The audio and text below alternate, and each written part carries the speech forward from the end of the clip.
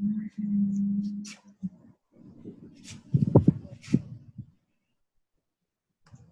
ready? Go ahead. All right, everybody. Good afternoon, or good evening, good morning, wherever you are. I know we have our participants all around the world in different time zones. And welcome to the fifth and last online session of the R&D and CARMA Doctoral Students and Junior Faculty Consortium. Our topic today is clearing methodological hurdles in the publication process. Ask the editors. We have a really exciting panel here assembled of experienced scholars who have not only been very successful in publishing their research in top journals in the field, but also have substantial editorial experience that they have very generously agreed to share with us today. And I introduce very briefly in the order that we are going through in our panelists in terms of the opening presentations. We have Mike Pratt from Boston College, who currently serves as an associate editor at the Administrative Science Quarterly, and who has previously also served as an associate editor at the Academy of Management Journal. And there may be other editorial experiences as well that he can point us to. We have as the second panelist, Craig Crossland from the University of Notre Dame, who currently serves as an associate editor at the Strategic Management Journal. And last but certainly not least, we have Paul Blease from the University of South Carolina, who is currently the editor-in-chief of Organizational Research Methods, and prior to that has been an associate editor at the Journal of Applied Psychology for 7 years, I believe. So in terms of the format of today's session, we will spend the first approximately 30 minutes of the session with opening statements by our panelists in the order that they were introduced now, with Mike Pratt as the person with the qualitative experience starting us off, and then followed by Craig and Paul. And after that, we will open the online session to an online question and answers and discussion forum, where we will use again our online Zoom chat function that you can use to send in your questions for our panelists, and all three panelists will then be in attendance for the discussion. Without much further ado, I would like to turn over the floor to our first panelist, Mike, to get us started, please. All right. And we're transitioning, I think. So good morning, good afternoon, and good day, all those things. Yeah, so I'm going to kind of draw upon my experience as an editor. I've been doing the editor job for close to 10 years. If we look at all the journals I've been at, probably I've decisioned over 500 manuscripts. So I've seen a lot of stuff come across my desk. So a lot of the advice I want to give you is pretty practical advice of just things that I've seen coming around the bend. So for introductory comments, I've split them into kind of preparation, what to do before you submit, and then the actual what do you have once you're ready to submit, what things should you be thinking about. So in terms of like preparing or getting ready, the first thing, which may sound obvious, but make sure that you have some kind of qualitative methodology training. I'm surprised a number of people who said, it's my first qualitative study, I'm just kind of winging it, I'm going to dip my toe in it, and I'm going to give it a shot. I'm just going to interview people and see what I get. My suggestion is to try to take a class in it if you can. If your university doesn't have classes, try CARMA has great things. The Academy of Management now has a ton of PDWs, but try to get some background. It helps a lot. The expectations for methodology across everything, qualitative and quantitative, they keep going up. So make sure that you have that experience.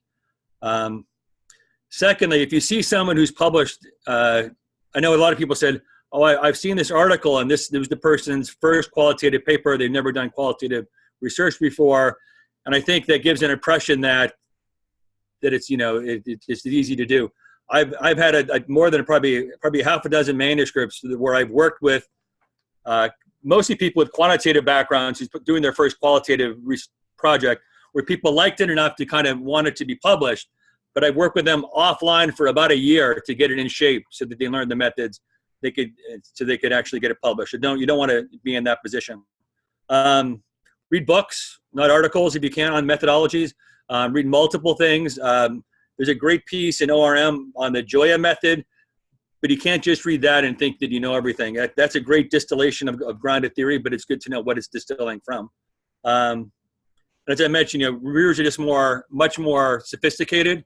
If you're doing grounded theory, Sharma's is very constructionist. That's very different than, let's say, Glaser and Strauss. So don't mix things up. So it's good to have a good background. The second thing I would do is look at the journals that you want to submit to and actually check out some of their recent publications. What do their method sections look like? What kind of things do they expect?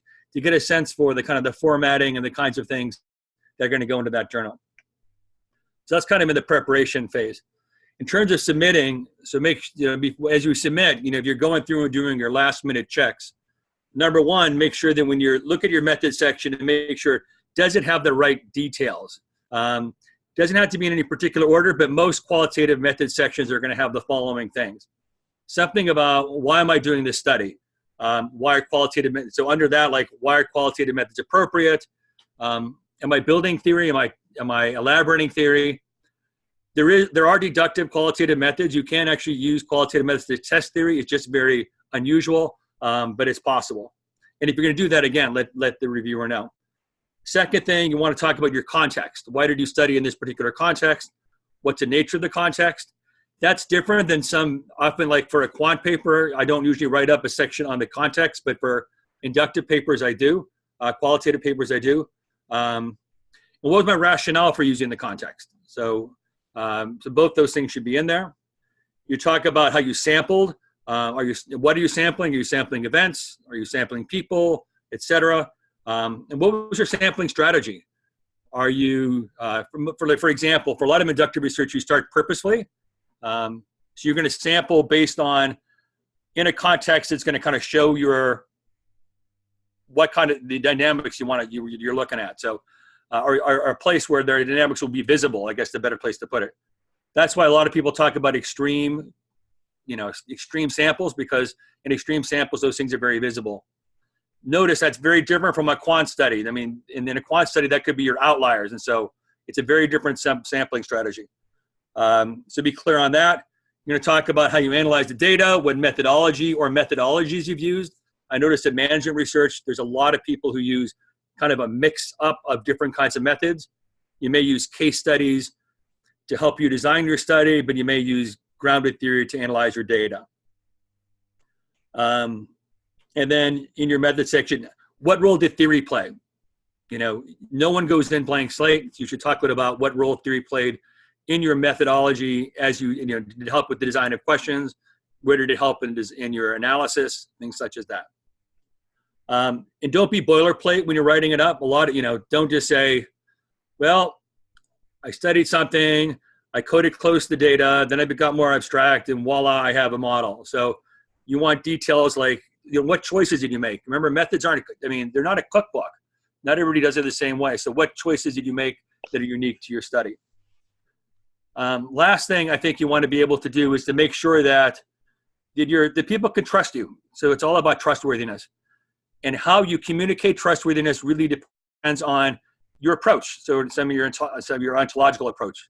So if you're a post-positivist, you're probably going to do something like read Yin. Yin has a great thing about how to essentially mirror construct validity, external validity, and reliability in qualitative methods. If you're more constructivist, you may pick up Goldman and Locke's paper on why do ethnographics texts convince. And they talk about authenticity, plausibility, and criticality. So authentic meaning, were you in the field?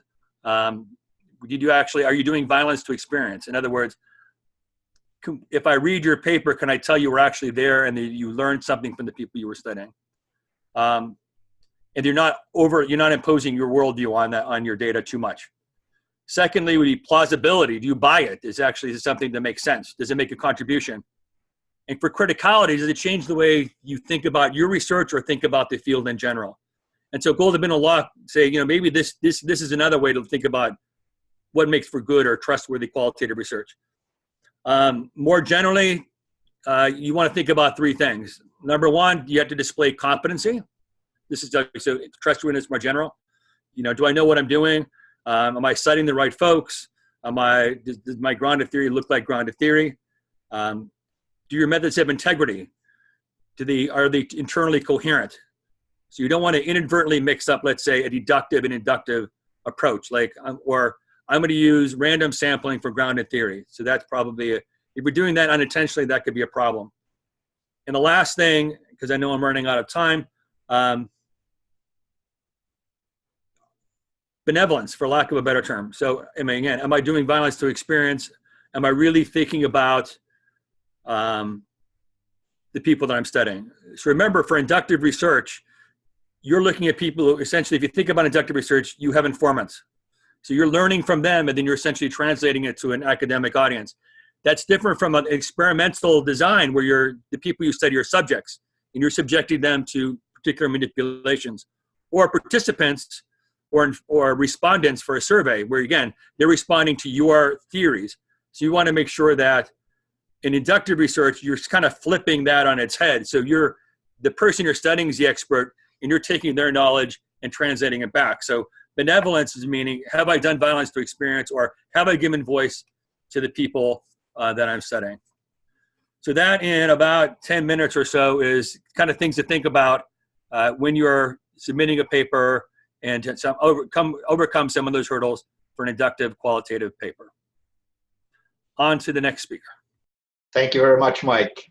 Let's turn over right away to Craig for his opening remarks. All right, thanks very much. Now, I believe I can share my screen, so I'm going to do this with you. We'll find out whether I am tech savvy or not. All right. Is that working? Yeah. Looking good. Can't hear anything. Oh, is that good, Thomas? Yeah, we got it. Okay, great. All right, so just a couple of slides. So firstly, thank you very much for the opportunity to be part of this. I should probably apologize in advance. I was saying before, I'm in Lisbon at the moment. I'm at URAM, so maybe some of you watching are there for that. So I'm in an Airbnb on the 6th floor, but there is what sounds like the Portuguese National Day of celebration going on immediately outside.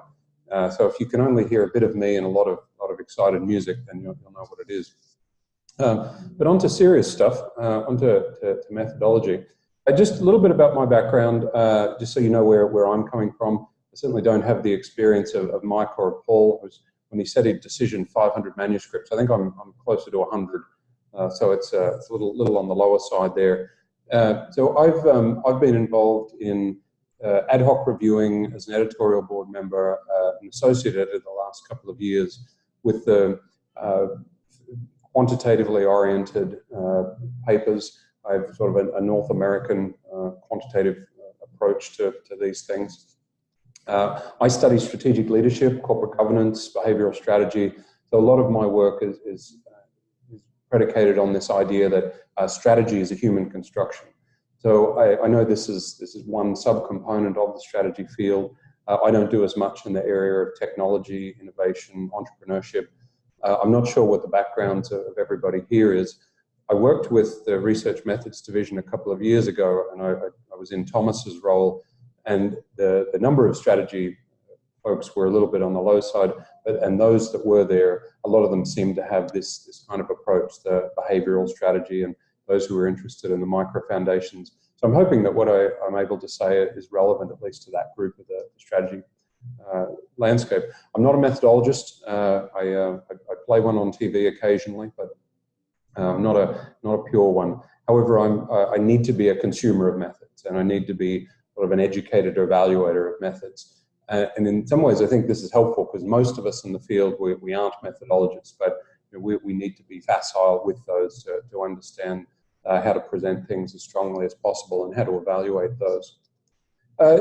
You may be interested in SMJ. Some of you probably know the journal well, but I try never to assume a little bit about this. I'm one of the AEs, have been since 2017, but don't formulate the policy. This is my interpretation of how it's evaluated. SMJ is sort of a standard Big Tent strategic management journal. The focus is intentionally broad. So really anything related to what might be called the core question of strategy, this idea of what are the causes, what's the nature, what are the consequences of heterogeneity in firm behavior. If you're dealing with that core question, then it's probably relevant for SMJ. There's a really nice paper by Nag, Hambrick, and Chen from about a decade ago. They did an inductive study looking at what is strategic management. I think that's the title of it, what is strategic management really? And a couple of these categories emerged. So if your work relates to one or more of these, then one of these 5 that you see on the screen, then that's probably of relevance to the Strategic Management Journal. So when you're submitting, this isn't just a methods thing, but this is a general issue. You really want to be focusing on what your meaningful contribution is. I would say that more often than I expected to see, there are papers that are submitted where the main contribution seems to be reiterating what we already know, but in a slightly different context. Sorry, did somebody ask something? I thought I heard her. Oh, okay. So that obviously isn't enough. You need to be to get over a higher bar than that. But the key driving force in the first couple of pages is usually around that, this meaningful contribution. One other thing, I'm sure we're going to get to talking about R&Rs, but that's something I just wanted to start with. And the thing that I've learned about R&Rs, whether as an author or a reviewer or an editor, the heart of it is trying to stay true to the core of the paper, but also simultaneously being responsive. The first thing is, if you get an R&R, it means people are on your side. Nearly always the editor and at least one reviewer are on your side. And they want to see this published, or they can potentially see this being published. It doesn't mean everyone's on your side, but it means that the editor feels that there's enough that this has a non-trivial chance of going through. The second point about R&Rs is we're in a field where papers are built collectively. You can have a pretty strong vision for your paper, but if you're not at least moderately responsive to your reviewers and your editor, then things are probably going to be difficult. And this leads to the last point that I put there. I often see authors responding to a key point of the editor by just doubling down, by saying, well, we did extra tests and we found that the concern that you see doesn't exist. And that's usually not something that's likely to help from a methodological perspective. Okay, just some general suggestions. I was trying to think before this session about some of the key things that I believe differentiate the better papers in the area that I get. So the strategic leadership, corporate governance in particular, from the papers that are more likely to get rejected the first round or that don't make it through. The first one, methodologically, is we've seen really good progress in our field, I think, over the last 10 to 20 years, where measures are getting closer and closer cognitively to the constructs. And a good example of this is, you go back to the 90s when we were trying to operationalize a disposition, so some personality characteristic. You would see the use of letters to shareholders. And these may or may not be written by CEOs. I think some CEOs write them. My view is most of them don't. They're responsible for the core content, but they're not sort of a direct path to the central cognitions of the individual. And what we've tried to do is, because that's available, letters to shareholders are they're at least reliable, that we've suggested that these the words are the kind of things that you would expect people to use directly. I think we're in much stronger or more solid ground with something that we've seen more recently, which is conference call data. So for quarterly conference calls, there's a period where the CEO and the CFO they have a prepared statement, and then they have a Q&A. And the Q&A, it's pretty hard to fake that. You know that the words that are coming out are representative of the individual. And as we know from, the Sapir-Whorf hypothesis and a lot of work in psychology, the things that we say and that we write are pretty good representations of who we are personality-wise. So the closer that your measures can get to the actual cognitions, generally the stronger you're likely to be. Another thing that comes up in macro is the big E is endogeneity. And this is always a thing. Causal inference is always a thing for us, and it's something that your reviewers will pick at. You need to strengthen. But especially within the behavioral strategy realm, I don't think this is as egregious as sometimes it's made out to be. And so what's endogeneity? This is saying that there's something that's likely to be influencing your independent variable and also subsequently influencing your dependent variable, and you don't know what that is. It isn't something like a control where you can just throw it into the model. And so there's a couple of different ways that you can deal with that. You can try to do it with argumentation. There's a lot of good work on selection models, and so this is if you have an omitted selection bias. There's two-stage models. You can try and do exogenous shock models. We're seeing stuff on this ITCV, which is saying if there were an endogenous variable, then how strong would it need to be to have an influence and make our results not work? So we've seen a few in that regard. I put a couple of references there if you'd like to use these.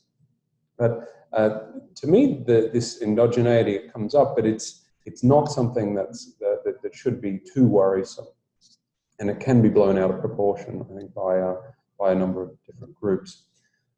This is a key thing in strategy. Unlike in micro research, we aren't very good at construct validity. We aren't very good at determining what a construct should be, determining a set of items that represent that, creating a true measures chest. And it's not unusual to see constructs like overconfidence, say, where there's 15 or 20 different ways that it gets measured. When you're faced with those situations, I would say just always start with the assumption that more robustness is going to be helpful. You don't want the entire paper to be robustness, but your selection of a way to operationalize a construct and strategy is one way of doing it, and you can probably find a couple of sites to support it. But usually as an editor or reviewer, I'm looking for a bit more than that. I'd like to see that you know how others have operationalized that. You can see alternative ways of doing so. And so multiple robustness tests for that are quite helpful. So if you want to see a really extreme version of this, then I would say that the finance journals are great. One of the things that is always fun when you're reading a finance journal is we don't have a theory, or they don't have a theory section, they have a theory sentence. And then they have about 25 or 50 tables. So there'll be a measure, and they'll see what the relationship is, and then they'll test it underwater, or they'll test it on a horse, or they'll test it going backwards or something. But it's the heart of a finance paper is saying there's this core relationship, and we are going to show to within an inch of its life that this relationship really exists. And so something like that approach, maybe not that extreme, but that approach can be very helpful with strategy when we don't have a lot of consensus over what the gold standard measure is. Last thing is, what's nice is over the last few years, we've seen larger and larger samples. And it's helpful to take advantage of this statistical power, but it's really important also not just to show stars, or even at SMJ where we don't have p-is less than 0.05, we have actual p-values. It's still very important to be cognizant of actual effect sizes. So you want to show that you understand it isn't just about a statistically significant relationship, but a meaningful real-world relationship. There were a couple of other things I was going to talk about, but I think now is probably a good time to stop. So I'll let Paul play cleanup for us, and then I'm happy to discuss any of these points or answer any questions that you have. Okay, so I'll close that. Thank you very much, Craig. Thank you. And let's turn over right away for the opening comments to Paul Blees. Okay, stop sharing. I think I'm on. Yes. All right. I had too many screens open there for a minute, and I wasn't sure which one I was talking to on here. So let me just give you a little bit of my background. So as Thomas indicated, I was the associate editor at Journal of Applied Psychology for about 7 years, and then I stepped off of that and have been the editor for Organizational Research Methods for the last 2 years. And so what I thought I would do primarily is talk a little bit about my experiences mostly at the Journal of Applied Psychology to talk about what I saw in terms of some of the methodological issues and problems that manuscripts had there. And then I'll take questions about ORM. ORM's a bit of a different thing when it comes to submissions on that, but of course I strongly want to encourage people to submit articles to ORM. So like Craig, I'm just going to switch over to screen here so you don't have to look at me. You can look at what I'm showing here. And this will just be a quick PowerPoint. So let's see if this works. I assume it says that I'm sharing, so I think all is good right here. So what I wanted to do is I want to talk a little bit about this idea of around the theme of clearing methodological hurdles. So as authors, a lot of times I think that when we get a manuscript and we submit it and the reviewers come back, we look at it as though we somehow have to clear hurdles. In fact, this is the way that this was presented. And we basically have to appease the reviewers to get the manuscript through. And I think there's a logic to that. It's the way that we think about the process. But I also really want to emphasize to anyone who's kind of run into this situation that the process itself is important. And it's more than just appeasing the reviewers. It's not really a hurdle. It's really something that can save you professionally. So I tell people that as far as I know, in my 20-some years, 30 years of doing this, I've not yet seen an article retracted because the theory was bad. But I've seen articles retracted because typically there's some methodological red flag that gets a reader who's reading the article carefully, kind of curious about what happened, and they then can take that methodological red flag and they can do subsequent analyses on it. It's very easy to take a correlation matrix from an article and replicate a regression. It's simple to do, and if those don't match up, that's a pretty bad sign. So I say that although you may look at this as a methodological hurdle, it's there for a purpose, and paying attention to the concerns that reviewers have methodologically can really be very advantageous to you. I myself, I have a story I tell when I teach the multi-level methods for the Karma workshop about how I had a multi-level paper that I submitted to a journal, and I didn't use the appropriate multi-level methods. I'd been using developing multi-level methods for 20-some years, and I totally messed it up, and a reviewer caught it. And honestly, it would have been very embarrassing to me if the reviewer hadn't caught it. It was embarrassing that they did catch it, actually, but even more embarrassing if it had made it into print. So I always keep in the back of my mind that mistakes are easy to make. Even people who work a lot with data and people who are very familiar with methods can still make mistakes, and so the process itself is there to help us through it. So when you get a paper that has these quote methodological hurdles, definitely pay attention to. The next slide here is just some ideas that I put down for how to avoid the methodological hurdles, or how to basically clear them if they do come up. So first of all, in all analyses, and this is something that you hear a lot, and of course it's nothing novel, but the methods can't fix design problems. So if you have the opportunity to be designing the research, really put in the front end work. Now, I put that in there with a caveat, recognizing that individuals routinely do not have the luxury of designing the methods or designing the design for how they're going to do the study. So a lot of times we get very interesting data sets. We're working with firms, they provide us data, or we're collecting data, scraping it from the web, assembling it in different ways, and we don't have enough control over it to fix the methodological problems that might be there.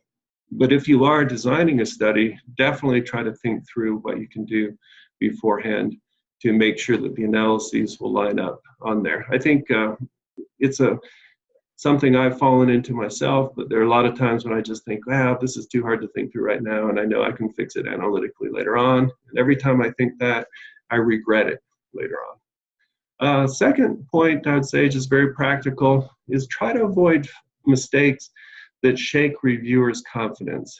And I put down here my favorite one, because anyone who's had a class with me when I teach the PhD students in South Carolina, I hit this point over and over and over.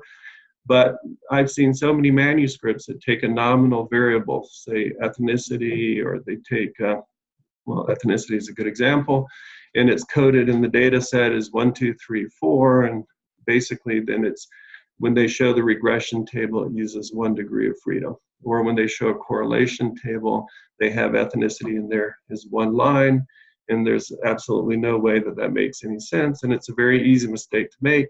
But if the reviewers see that, then it really doesn't matter what you do from that point on, because they're going to not believe you. You've essentially shaken their confidence on it. In the world that I work in, a lot of times people report ICC1 and ICC2 values, and those 2 values are related to each other. And so I saw a number of manuscripts at Journal of Applied Psychology that had impossible values. There was no way for the ICC1 and the ICC2 that were reported to actually be calculated correctly. And again, a lot of times those simple things are provided up front. You get the correlation table, and then you ask the reviewers to follow you when you give a complicated SEM model or you run something in M+. And honestly, if you've messed up that preliminary part of it, they're never going to believe, the latter part of the paper. So try to avoid making those simple mistakes. The third point is just keep it simple. I think there's, when you're in graduate school in particular, there's often a inclination to make a study and the analyses as complicated as possible, and to try to get the reviewers to follow very complicated analyses. And my experience, again, as an AE, is that just rarely works, because if the reviewers do not follow simply what you're trying to do, then they just don't believe your model. They may believe that you threw 55 variables into an multi-level M+ analysis and that it converged, but they just don't really believe the results of what was produced. So the point is, if there's a very easy thing to do, if there's a very compelling, simple test, go with the easy, simple test on there. If you are going to put additional complexity in, or if the reviewers are pushing you to make your paper more and more complex, which sometimes occurs on there, then I've often found that that additional complexity works well as a robustness check. So Craig had mentioned in strategy the importance of that, or in finance the importance of it, but I would say in more micro-oriented research as well. Give them the simple example and say, is the main text, and then put a footnote in and say, if we did this additional complexity, then we'd get similar results. And this, but results available from the first author or something. So, and put as many of those as you want to. What you're trying to convey is that the results in your study would stand up to a lot of different ways of specifying the model.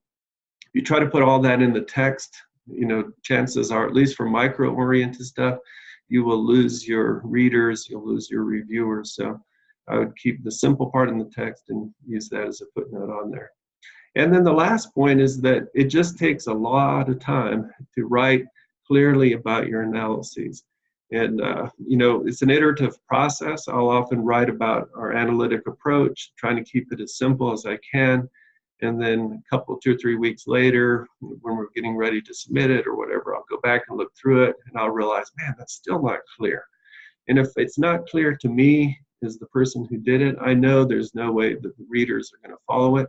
And I think there's an inclination when we write manuscripts to focus, as we should, on the introduction and the theory that we provide in the introduction and the discussion where we talk about the implications of it, and to think that we can kind of blast through the analysis section and what we did analytically, and that's going to be simple. But if you get tripped up on that one and it's not simple, then the other pieces don't really hold together either. So I just say, recognize it's going to take a lot of time to write about the analysis section and to write your results of your analyses clearly on there. And then the last point is really one that Mike and Craig, I think, both made. But when you submit an article, whether it's to a micro-oriented journal or we submit it to ORM, and you're thinking about how to write it up, then absolutely go back and look at articles that have been recently published in there and use those as an example. So with that, those are my points, and I will stop and open it up or turn it back to Thomas. Perfect. Thank you very much, Paul. And indeed, thank you very much, Mike, Craig, and Paul for these opening statements. Now, as you see, we have really a great panel here of individuals covering both qualitative and quantitative expertise and micro as well as macro. So please use this opportunity to get in your questions now. Using the Zoom group chat functions. The question could be to individual panelists, or it could be just posed to the group as a whole. I will give the participants here a minute to type in their questions.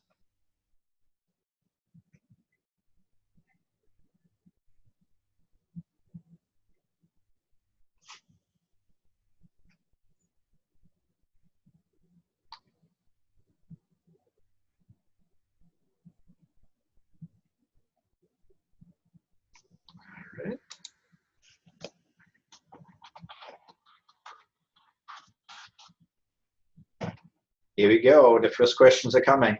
And I'll, as usually, I'll try to help us here with moderating us along. The first question we have here is, I'm a quant person trying to learn more about qualitative methods.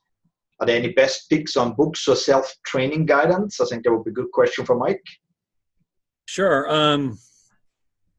So books, if you want, I would pick up Karen Locke's book on grounded theory. I think grounded theory is probably the most common qualitative methodology used right now.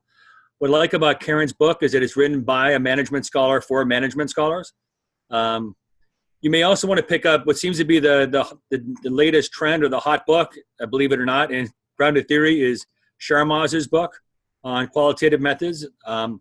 She is more constructivist than some, but I find her writing to be very clear. I use examples of hers in my own qualitative methods class. Those two would be the places where I'd start. I wouldn't actually go to Glaser and Strauss's Discovery of Grounded Theory because, quite honestly, there are better sources now. I mean, because the two had a falling out. There's Strauss and Corbin, I think, are also very good.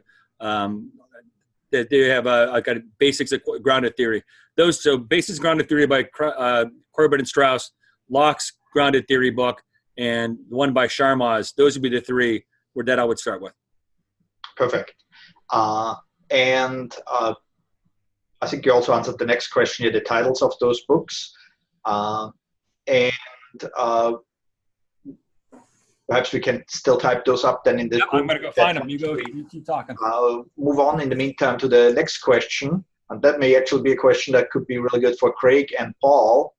How do action editors view competing hypothesis models? Any thoughts on that? Do you want me to start? Yes. Well, you can play cleanup again for me. So I think they can work well. I have a really good example of that just came through. There was a paper that was just accepted at SMJ, and it's in the social approval area. So it looks at the general question of whether past performance is a benefit or a burden following a violation. And that question has been sort of kicked to death, really. We see a lot of evidence suggesting that it's a benefit, a lot of evidence suggesting it's a burden. And this paper, the aim wasn't to reiterate that. Now, I think that they have pretty good evidence for one side of that, but that wasn't really the point. And what they wanted to make a claim with is that we get a better understanding of that question of whether it's a benefit or a burden by considering a particular moderator, a set of moderators. And in that case, I think it was helpful because it's hard to craft these things. It's hard to craft competing hypotheses well that don't just look like retrospective sense-making.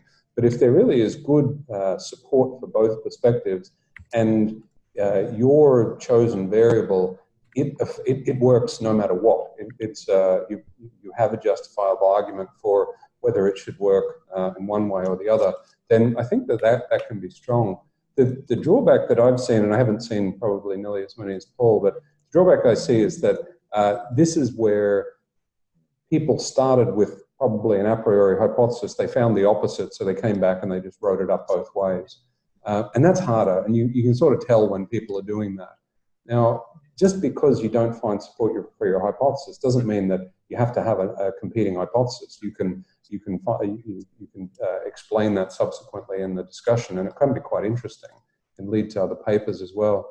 So in my limited experience, I found that it seems to work best when there really are strong competing bodies of theory, and it's your argument in your paper is not really about that question, but you want to get that out of the way early.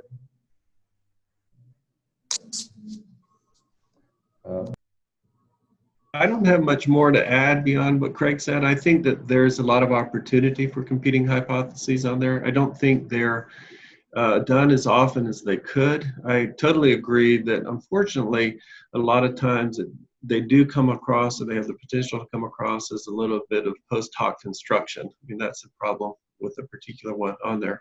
But if there's a good theoretical basis to set up the competing hypotheses, I'm a big fan of them. I think they can be a very effective strategy for publishing a paper. Great. We have a next question here on the use of ratio variables. What is your perspective on the use of ratio variables? Like ROA, I've seen conflicting viewpoints regarding this matter. Craig may want to take the first stab at this one. This is where it's not good not being a methodologist. So for some people, ratios are absolutely the devil. Like you don't want anything that's a ratio, and you need to include both terms in your model. You need to be predicting both terms, basically. I think the field as a whole is a little more sanguine about that, and maybe it shouldn't be methodologically, but I think there's an acceptance that some ratios as a whole, they represent the construct independently. As with anything like this, any question where you think there's a considerable methodological debate, you're always best off by trying to address it as many ways as possible. Look at the current state of the science, what you've seen published in the last year or two in the journal, see how good articles from good authors deal with it, and then if there's an alternative way to be looking at it, then you run those analyses as well. And you can do that in a footnote, or you can do that in a robustness test. At SMJ, for instance, you can do an online supplemental analysis. And so you can also deal with it in that way. I would need someone who's more mathematically savvy than me to really put a stake in the ground and talk about it. We still continue to see them used. I have a bigger problem with that when you're using like ROA or market to book as a DV. I think it's extremely difficult for us to be conceptually or methodologically justifying such a long gap between our IV and our DV. I see that as kind of a bigger problem than I guess the methodological issue of whether a ratio per se is a thing. But once again, I think my co-panelists are probably better positioned than me. I'll just add one quick thing. It's a plug for ORM, but Travis Serto and colleagues have a nice paper that's on the online first, and so you can find it if you just go to ORM, that deals with this issue. So I would definitely give that a read on that one. Great. Is a general question I think that each of you may have some thoughts on, and as a reminder, most of our participants here are doctoral students or early career researchers. What advice can you give to doctoral students if they want to become a journal reviewer, part of the editorial board, and perhaps later an associate editor? No, that's easy and difficult, both. The easy part is how do you become a reviewer? Well, first thing is, I always start practice. You start out usually reviewing for conferences. But then, to be honest with you, once you're, usually I tend to not suggest people do a lot of journal reviewing until they're professors. Once you do that, I think the big thing is let people know you're willing to review.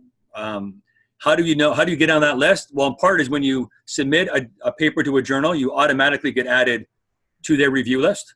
And you put on keywords, and what happens is that people will look up, I need a third reviewer to look at X. I type in my keywords and you pop up and I give you a shot. How do you continue?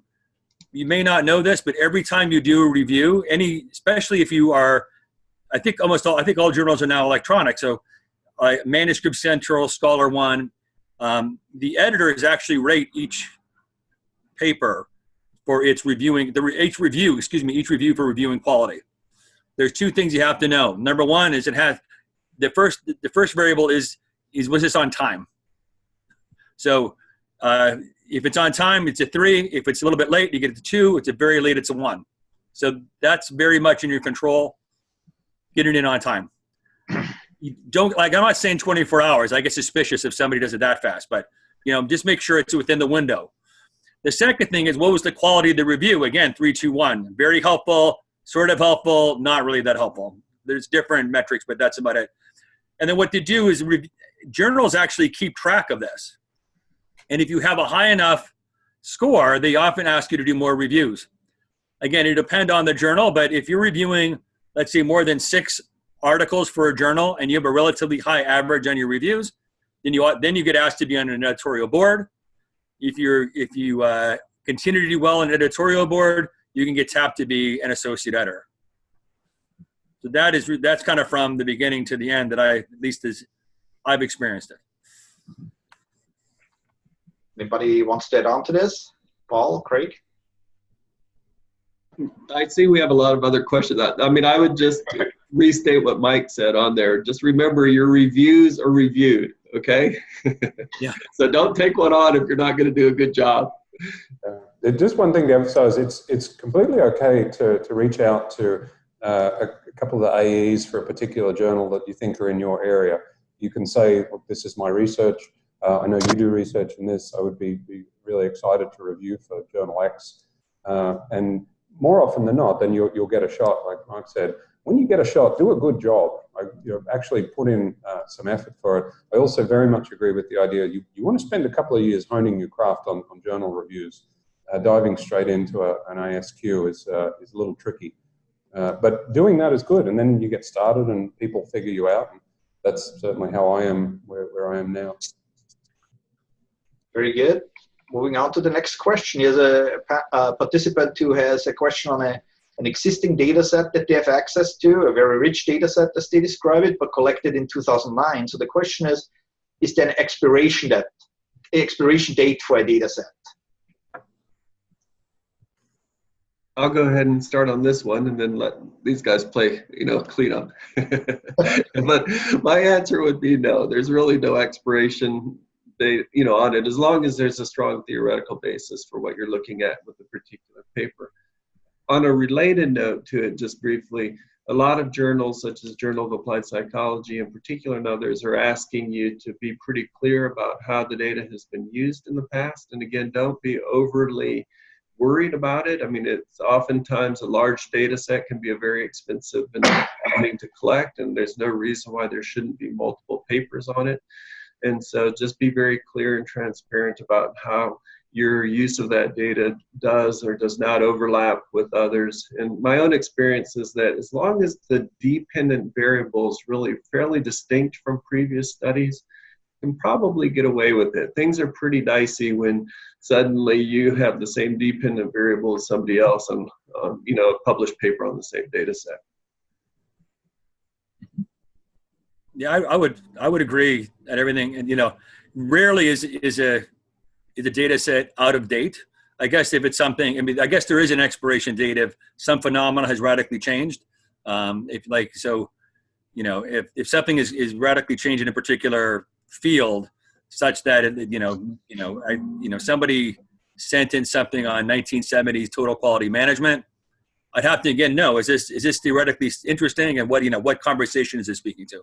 So, but yeah, otherwise, it's fine. So strategy gets a little sensitive about some of that. If I saw something that ended in 2009, and if you could collect most of it not by hand, then you would ask, well, why aren't you going further? If there was something that was really impressive about the data set, there was a lot of hand collection, and your DV was not something that you would expect to change vastly from year to year, I think you'd be okay. There is a sense, though, that a lot of the DVs that we care about, not just performance but behavior, have changed a bit and tend to change a bit over time. So you think about all of the things that's happened in the macroeconomic world in the last 10 years, and it's a reasonable amount. So you may get some pushback depending on your research question and strategy. I just got that in a paper I'm working on at the moment for Org Science. We had a data set that went up to, let's call it 2014, and they asked us to push it up to pretty much today. And I thought that was a reasonable request. I mean, it was a pain, but it was a reasonable request. Great. Question here specifically for Mike Pratt. What are 3 things that a qualitative article can include that makes an AE smile or happy to see? I love that question. That's awesome. So for me, what I want to see for a first round qualitative paper, are the methods well done? Do you have really interesting data? And are you asking an interesting question? Quite honestly, I don't think I would say, again, of the 500 manuscripts I've reviewed plus, maybe 3 of them got the framing exactly right the first time. Maybe 1 got perfect or pretty strong theory method alignment the first time. But if I'm looking for interesting data, very well-designed study, and again, is it an interesting research question? So got those 3. I'm a happy guy. Great. All right, next question for micro-quantitative research. Does the panel have a quote-unquote checklist of things to go over to catch mistakes once the method section is completed? I'll take a jump at this. We've talked, so Larry Williams and a couple of the other former editors for ORM and other people who've been involved in this process are very interested in trying to develop checklists. Turns out it's really quite difficult to do because it depends so much on your particular design. So if you're using SEM methods, then the checklist that you might want to go through would be quite different than if you're using multi-level methods on it or if you're using that. So it's something that we're actually trying to think of a way to put some checklists in there because I'm a big believer in checklists. I think they actually really help go through. For those of you who do any kind of intervention-related research, I've done this over the years, the CONSORT guidelines, so CONSORT, it's wonderful for how to present the results for an intervention study. So randomized trial gives you just exactly how to go through. And it's actually wonderful for designing the study because you're going to be asked that, so you make sure that you have that stuff at the beginning. But we don't really have it universally for other areas. Here we have a question, and I think that's a follow-up to one of the comments of Mike Pratt's opening presentation. Any recommendations for articles that provide an example of how to present the method section for a paper using qualitative methods to test theory? So I was looking it up. So I just sent it to everybody. The one that I know that's the most popular is Alex. I'm not going to get Dedekine. I'm probably just slaughtered his last name. Anyway, it's called Prospective Case Design Qualitative Methods for Deductive Theory in ORM. That's probably that's very well thought out. That's the only one I can think of offhand. Anytime you do what I call off-diagonal designs, which is inductive quantitative or deductive qualitative, you're going to have to probably put in a little extra effort to educate your reader about what you're doing and why you're doing it. I think the challenge for deductive quantitative is, I think the challenge is people wondering, are you simply finding what you're looking for? And are you cherry picking your data to essentially support what you think you wanted to find in the first place? So that would be the article I would start with. And there might be something, I'm sure that Alex probably has stuff in there that can help you out beyond that. Great. Here we have a question for Paul, follow up on ICCs and on recommendations for best resources to cover the correct way to calculate and interpret ICC1 and ICC2. Sorry, I was slow to the unmute. So there's James LeBreton has a really nice piece that he did with Sinton, I think, the last name, LeBreton and Sinton in 2008. ORM, I believe, is a good one. If you can find a copy of the 2000 chapter that I have in the multi-level methods book, there's another one where we break down the different methods for it. For ICC1 in particular, any book on multi-level methods, so Breich and Rodenbush, or Rodenbush and Breich, Cox, Schneider, and Bosker. Everybody gives the calculations for the ICCs on there. But I would say also develop a good sense of a rule of thumb, and that will help you get an idea about whether something's really wacky. So for repeated measures data, you're probably going to have an ICC1 of about 50% of the variance. People, entities tend to be pretty consistent in the dependent variable over time, so it could be 50 to 90%. For individuals in groups, when they're rating a group level construct, rarely do you get above 20% of the variance, and often you get around 5%. So just try to develop a sense of what's normal, because that's often how reviewers will respond. They'll see some wacky thing and say, nobody ever gets an ICC of 75 for group level data. It just doesn't occur. So just becoming familiar with your data is important. Here's another question specifically for Mike Pratt. Any advice you have for publishing a qualitative study where the data were gathered from MBA students? Context is varied across participants. Sample is based on convenience, yet participants' experiences are relevant for understanding the breadth of the research question. Yes. There's two, actually, I'll type it out here too. So there was a paper in AMJ that I would look at. It's by, I know Dutton and Sonnenschein are two of them, but it's called It's Not Easy Being Green. It is a mixed methods paper, part of it qual, part quant, that use an MBA sample. But the person I would reach out to is actually Jennifer Partiglieri at INSEAD. A lot of her work is actually looking at MBA students from INSEAD.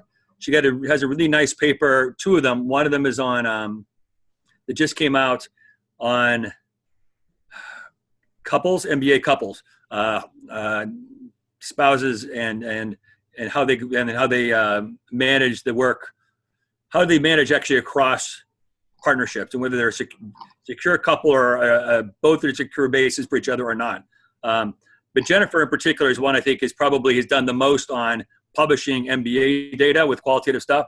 Let me just put that in here. So, so the MBA one, so you get two of them. One, It's Not Easy Being Green. That's an AMJ paper. And then Jennifer Partiglieri is at INSEAD. Some of her recent stuff has been all MBA. And I think she does a very nice job of justifying why she used that sample and why it was appropriate for her studies. Great. We have a question on, I think, Paul, you already posted the link to the article on ratio variables and ORM, so that's already taken care of. We got everything covered, so please send in more questions here.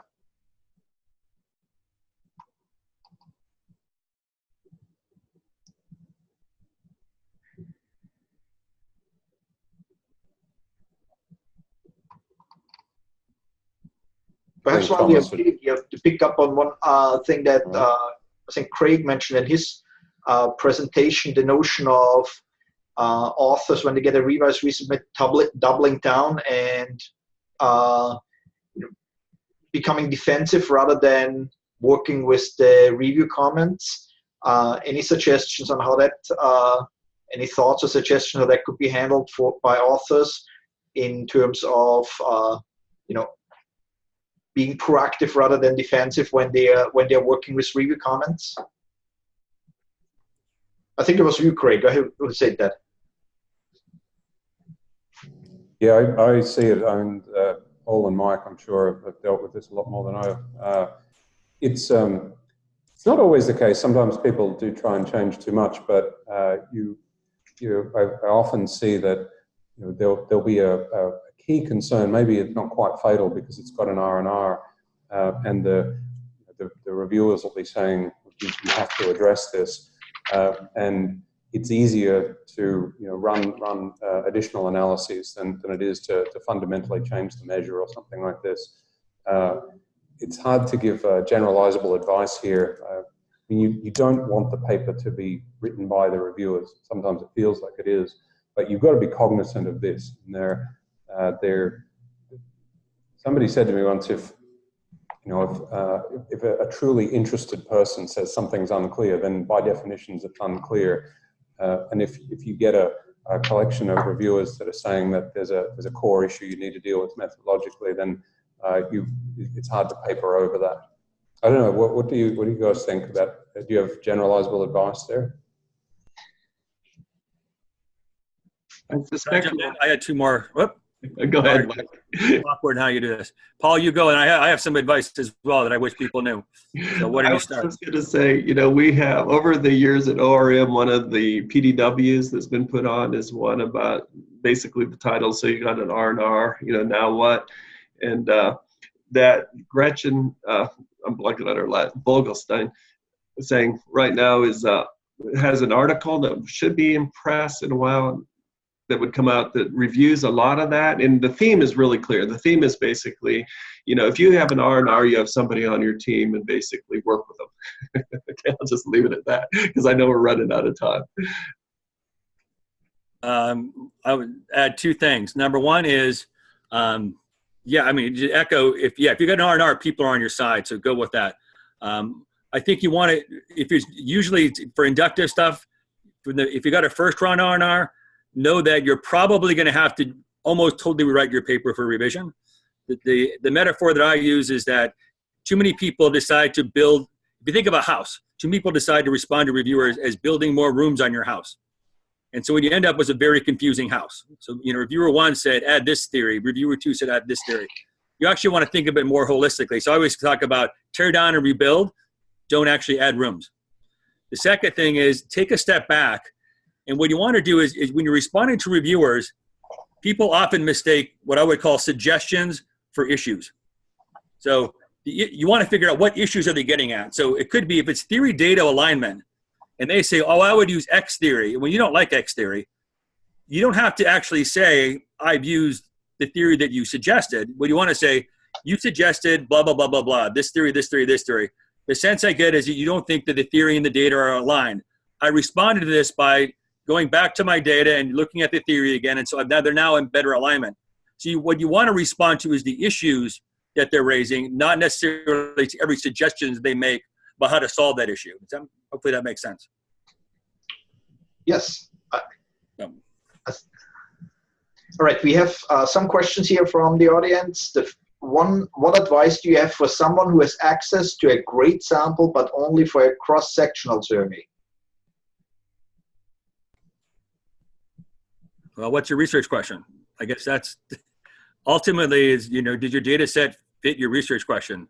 But without knowing that, it's hard to say it, at least for me, a general answer to that. I'll let the other folks chime in.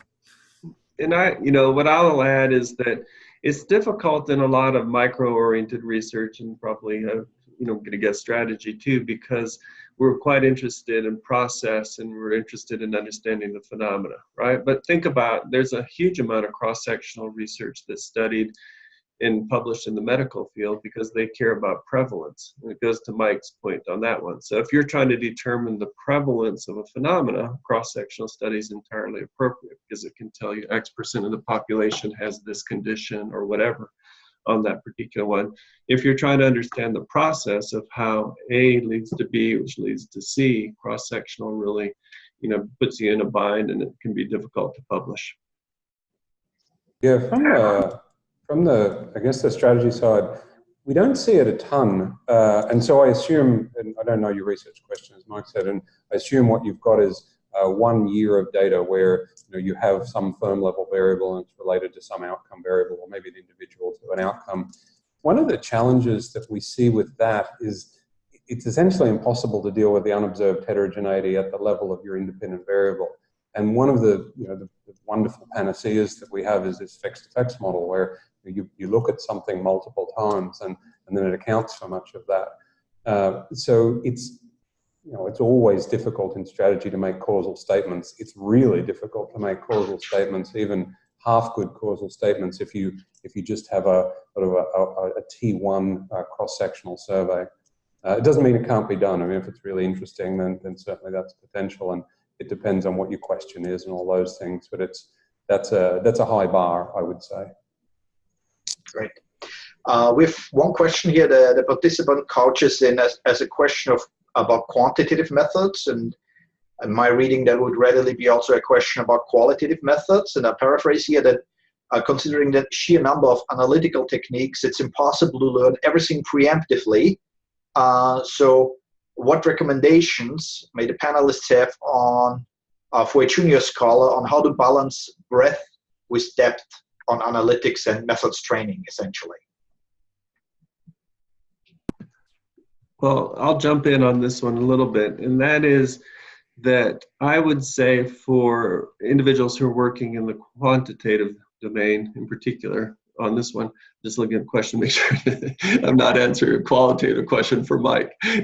But I would just say learn the fundamentals of regression inside and out, okay? Because despite the fact that we have all these fancy names for different analytic approaches, and we talk about fixed effects models and econometrics, or we talk about random effect models in the micro world, or whether we talk about structural equation modeling, at the end of the day, these are all regression-based techniques. And so if you don't totally 100% understand regression, it's hard for you to expand it and to talk in a very serious way about these other ones. And some of the things I talked about before, where I see, you shake the confidence of the reviewers, are in fact because a manuscript doesn't demonstrate that the authors know that just these very basic fundamentals of regression. And so then they mess that one up, and they try to go on to something much more involved. So do not, don't ever feel bad about going back to some of these classic books like Cohen, Aiken, and West, and just making sure you really understand, the details of that. That's the best advice I think I can give, in that one. Yeah, I just wanted to add a small thing. It's kind of tangential in many ways, but it reminds me of a conversation I was having earlier today with somebody who is very good at methods. And they were emphasizing that, yes, your estimation needs to be solid, and you obviously want to know your linear models, but that's stuff that you can kind of reanalyze. The statement they made, which I really liked, was that the earlier in the research process that you have the major flaw, the more likely it is to be fatal. And so, you're thinking about, well, what's your research question, and what's the best design for your research question? Considering your design, how do you gather your sample? What's the nature of your sample? What are the key variables that are in your sample? How have you operationalized those? And then you're moving further and further where you're actually doing your estimation. And you can often do that multiple times. And if you get pushback, now you don't want to look like an idiot, of course, but if you get pushback from reviewers, you can reanalyze your data. It's harder to remeasure or to reoperationalize measures. It's even harder to get a good sample. And sometimes I see people feel like they need to understand everything about the reinversed over the back method, or double secret probation instrumental variables and stuff that I can't follow at all. And then there's this gaping hole at the front end. There's this terrible sample or measures that don't make any sense. So it doesn't mean don't try to get better analytically. You absolutely should. But that's just one piece, and I think at least as important as the earlier pieces in the puzzle.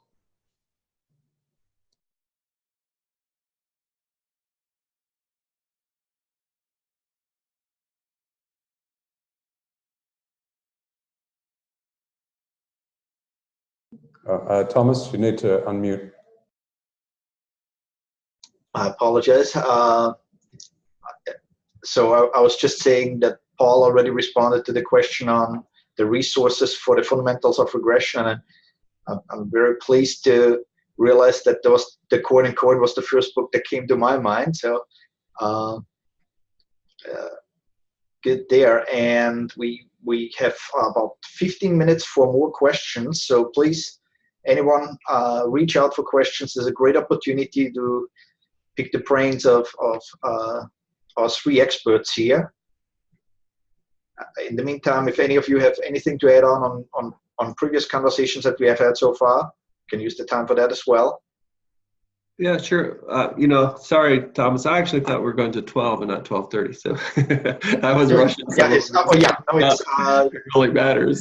So as academics, we can start, talking, and just it's hard to shut us up. But I will say, the Cohen and Cohen book, like I put in there, is a good one. That's an older one, or Cohen, Aiken, and West. These are kind of dense. I mean, they'll take some time to go through, but I've had graduate students who've done independent studies, and I've just said for like the independent study, all right, your independent study over the summer is just to go chapter by chapter through this thing and just work through some examples of your own data with it and just turn those back into me as you go through. And I think that I did that after taking the methods in graduate school. So I just say, don't assume that when you take a methods class in graduate school that you're going to basically know the method. Like assume that that's your introduction to it, and you're probably going to have to pick up the book and other books and like work through examples. Stats takes 2 or 3 exposures to really sink in and to get comfortable. So just recognize it's not a one shot, one hit kind of thing. You have to have repeated exposure to many of these ideas. Great. Here we have a broad question to all panelists. What are some methodological hurdles that an author would need to pass in order to publish a mixed methods paper? I'll jump in on this one because I've given it a lot of thought. The biggest methodological challenge is you have to be able to do both well. And typically, I tend to see papers that either strong qualitative portion and a kind of a weak quantitative, or a weak quantitative and a strong quantitative or weak qualitative. And so what I tend to find is they're pretty imbalanced. They don't know how to, the method, they don't do both well. The other issue is that reviewers, with the mixed methods paper, you're probably going to get a quantitative reviewer and a qualitative reviewer, and then who knows what your third reviewer is going to be. Not always, but the quantitative people will often say, love the quantitative part, push the qualitative off. Qualitative person would say, love the qualitative, not so fond about the quantitative, get rid of that. And so I think, these are great. Mixed methods are great in theory, but I think they're really tough to pull off, in part because people don't have equal expertise in both. So one ends up being a pretty weak, or people put together 2 weak studies. They put together a weak quantitative, a weak qualitative, and say, well, if I put them together, maybe that's going to be a great paper. But all you got now is 2 weak papers that you put together. So I think that's at least it's the biggest challenge I've seen. That it's not easy being green paper that I suggested earlier as a mixed methods. But to be honest, to get that through the review process, how did I put this? I thanked every reviewer and said, I think you're done. And then I worked with the authors for like several months to get it through the process, because the reviewers got it at loggerheads on the qual issue, and at some point stopped being helpful. So we just kind of said, thank you. You've taken the paper as far as you can, and we moved on from there. But it's challenging.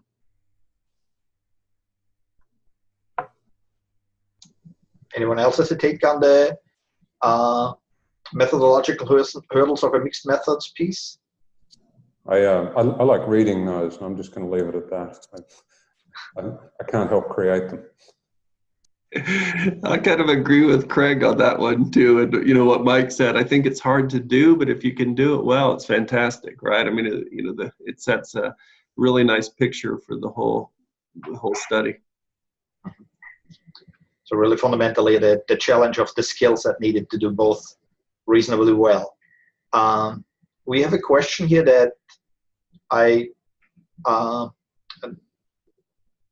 posted by DST. Perhaps this could be clarified. Is a data set from MTurk, and I suppose this is MTurk, the platform, valid for a conference call?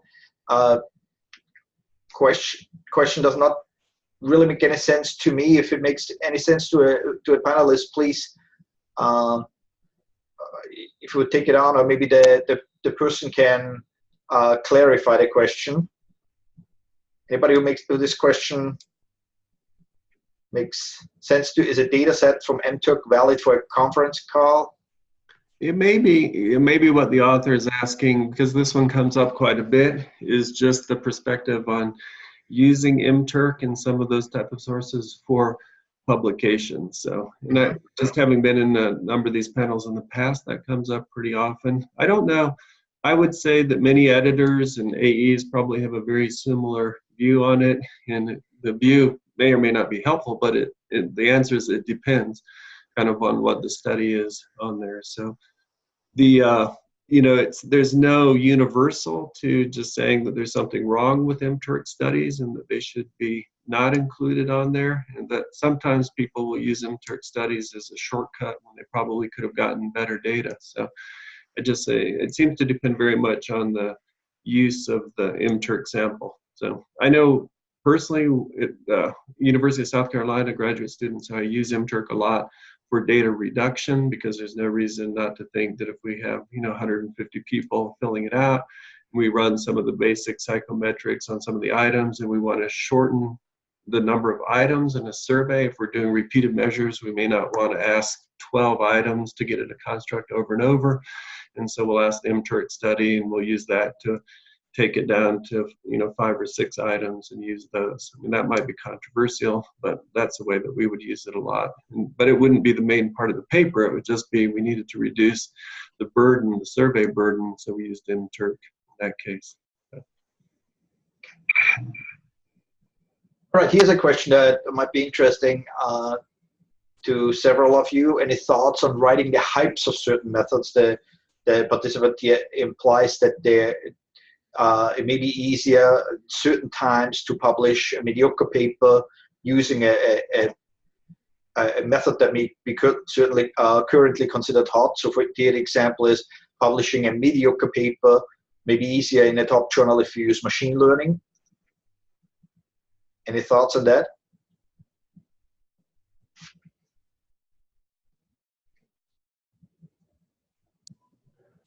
Yeah, I don't know. I suppose there's 2 components to that. One is about the hot method, and machine learning is hot now, but for a couple of years there was a big push around Bayesian analysis on the macro side, and we saw that, and I think that still exists, but it seemed to kind of peak a little bit. I'd be really careful in saying that it's easier or even that it's harder. We have a massive desk drawer issue in the field, and we see what gets published, and we don't see most of it. And our journal, I guess, is about 8% acceptance or something like that. And I mean, I don't know how many really crappy machine learning papers there are, or really good machine learning papers there are out there that don't get in. There is a benefit to novelty generally. There's a benefit to novelty at the front end. There's a benefit to coming up with a question that people haven't answered, or answering it in a way that they haven't, a new variable, a new construct. That's all interesting. If it's a method, there would need to be some justification for using that you're going beyond linear models. You're going beyond sort of the basic methods that we're more used to. I can only speak for myself, but my sense is that if you've got the unfamiliar method, reviewers are much more likely to attack that. I think they're less likely to let you go through because they're not as familiar. So you've got to do all of your educating. I've seen one paper that did use some machine learning, but that wasn't the key component of it. I think that's supplemented. So maybe if that's not the core piece and can be an augmentation, then sure, I can see that as enhancing the novelty. But at SMJ, I think a novel measure, a novel estimation strategy is probably not going to get you over the bar. Yeah, I would mirror a lot of what Craig said. It could really work both ways on that particular one. So one of the problems with machine learning is it's often you don't really understand the process underneath it, right? So it's just a predictive model based off of some combination of variables. If you have if you're doing something like a neural network, like you don't actually understand, and you're not able to portray what the links are underneath the neural network on there. So if the journal article is interested in understanding causally and process, it could work against you on there. So I think there is, like Craig said, some advantage, and sometimes you can get a little edge by having some novelty on there, but I'm not 100% convinced that that will really help you. It could really go both ways. And I don't think that's any different for qualitative either. I also think that sometimes people will import a qualitative method from another discipline, and the burden on them to explain what it is to people. I think, again, I agree. We can work both ways, but reviewers are often, I think, harsher than not. I think it's one of those myths. There's a lot of myths out there, like it's easy to publish in a special issue, and those kind of things that are out there that I think I'm not sure they're as factual. Certainly people can probably pull out anecdotes. Actually, I was going to ask something, Thomas, for you. That I'm sure your audience knows that Thomas is an expert in one particular method, which I think is gaining a lot of traction and is quite novel, as QCA. That was something that got brought up in the session I was in at URAM. How would you comment on that question with regard to QCA? So I think the original question was writing the hype. So I guess the question here would be, what's a hype? I think to me, the question that you're asking is perhaps a better question in the sense of how new versus how established the method is in the field. Yeah, and I think I would agree with, in my experience with my work on QC, was the general sentiment that all three of you have noted that when a method is considered quite new in the field, so when I first started working on QC, for example, there were very few, if any, individuals in management who could review the paper. So the first submissions I had were really from people who didn't have, or maybe 1 out of 3 reviewers had some expertise in QC, maybe none.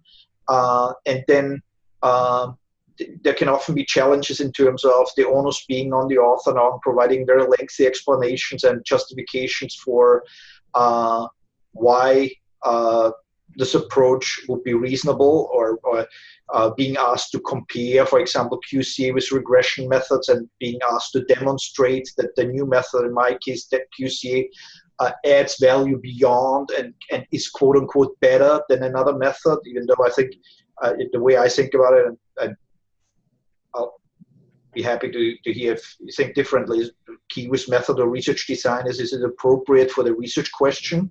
And then if the research question is appropriate for certain research design, then there shouldn't be author should not be asked to demonstrate now that a different method designed for answering different great questions is superior, inferior for that question. But so in short, I think that there can be challenges involved, particularly early on in the introduction of a method in the field, when the review expertise is not there, and then authors having to go extra length to justify why this could be a useful method. In the case of QCA, I think what we have seen in management is quite rapidly the establishment of a number of people doing this research, and then once the field has reviewers also that competently can review a topic, then on the one hand, I think the initial problems of having to do justification and explaining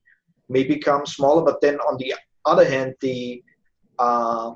and this goes back to the question that was posed by the participant, I don't think that there's a great chance to have, quote unquote, as the participant noted, mediocre papers published, because once the expertise of the reviewers is increasing, then also there, just like any other paper published in the journals where you're editing, SMJ or ASQ or JP or M, need to be really solid papers. I don't know that there are very, very many mediocre papers published using any method. So anyway, we have time for the 2 more questions that we have here right now. So moving along, can you put interview data in the theory section to help build your arguments and use quantitative data to test hypotheses? And would you consider that a mixed method study or primarily a quantitative study? Not a mixed method study for sure. Probably going to get into trouble. I think that, when people were first doing mixed methods, that's kind of what they did. They made like interview a few people, put some quotes in here and there. Probably not going to, it's probably, well, number one, it's not a mixed methods paper, because just because you have qualitative data doesn't mean you use qualitative methods. So unless it's actually a designed study, and then of course you would have it in your method section. I'm not sure you'd ever have it in your theory section. But more generally, people are going to want to know, like, where did he get that data from? You're going to have to explain it. If it goes to a qualitative person, they would totally, they would probably tear it apart. So I would, if you have some qualitative data that maybe you use to kind of highlight your points, be very honest about it and put in your method section. I collected some qualitative data. I didn't really analyze it. I've used it mostly to help, frame some ideas, but don't try to pass it off as a qualitative study or a mixed method study, because I've seen it happen. It will not end well. So, but very great question. I think a lot of people have that question. So I think it's a great question. I just don't think I don't think it would be a good idea. I don't think you'd be helping yourself out. Mm-hmm. Anybody wishes to add on here?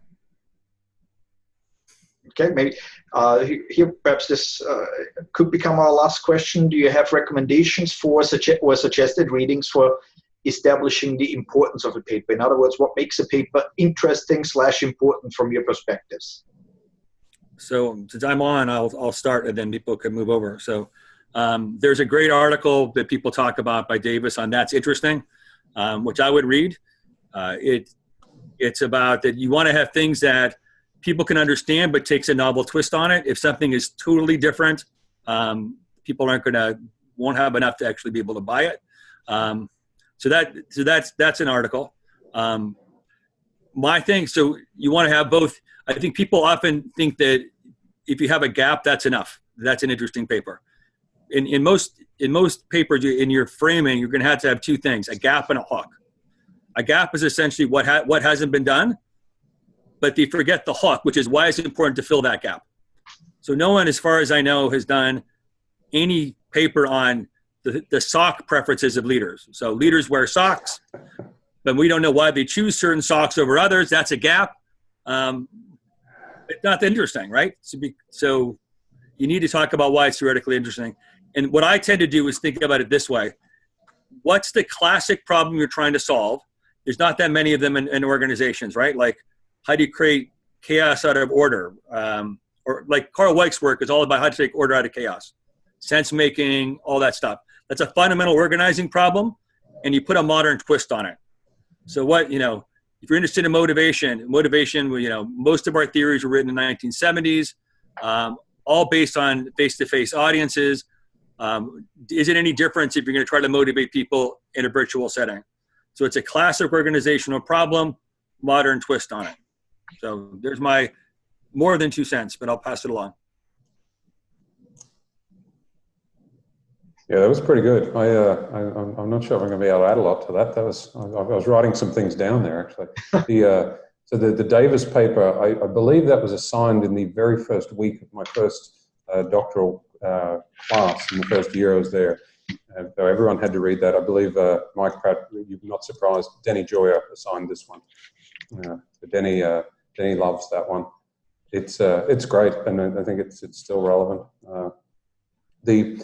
The journals have different bars, I think, for novelty, and ASQ, the bar is about as high as it gets, and this has to be pretty revolutionary. You don't have to be Karl Marx, but it doesn't hurt. The bar is a little bit lower for SMJ. It still needs to be novel. It needs to be interesting. You need to be dealing with a question of importance. And I very much like to point about the difference between a gap and a hook. And that also, I like the SOC preferences. Although I wouldn't be surprised if we see an attempt to write that paper soon. We're running out of characteristics of CEOs, and so SOC preferences might be helpful. But yeah, having a hook, and how do we think differently about a topic? How do we intrinsically understand more about it now? And it's going back to something I tried to say earlier, that it isn't just what do we already know or think we know in one domain, and let's look at it in another domain. That stuff is not going to fly. So it needs to be something, I guess, conceptually interesting as well. But that Davis one, if I remember, there's about 12 different examples of things undermining people's expectations. It's a nice way to kick off. Or the start of every ASQ article. That's another way of modeling yourself there. I'll just add one little piece to it, which is a little bit of a devil's advocate on this one, and that is that I think that for the health of the field, there needs to be a little bit of caution about Davis, and that is that if you look at many of our studies, many of them are published with a p-value of around 0.05 or a t-value of around 1.96. If you do a quick simulation of any of that data, you'll realize that the observed power is about 50%, which means that flip of a coin, whether you using your own data would actually get significance in your same data set. And I think that we as a field probably need to look more critically at some published studies and make it a story about why it's interesting to replicate.